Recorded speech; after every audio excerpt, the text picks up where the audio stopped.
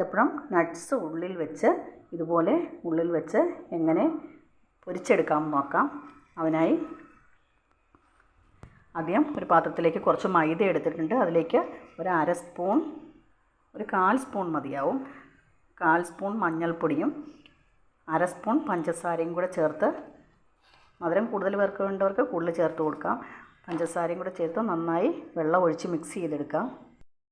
അധികം വെള്ളം ഒഴിക്കുമ്പോൾ ലൂസായി പോകരുത്, ഇത്രയുള്ള ഒരു രീതിയിലിരിക്കണം.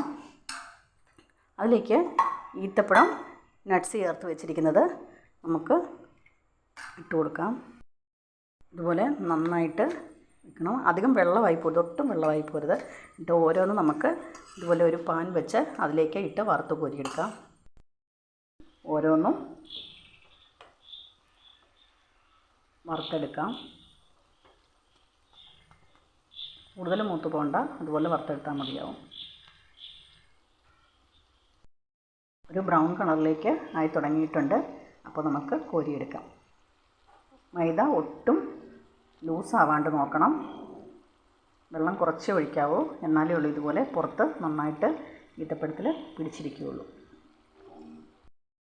അപ്പോൾ ഈത്തപ്പഴവും നട്ട്സും പൊരിച്ചത് റെഡി.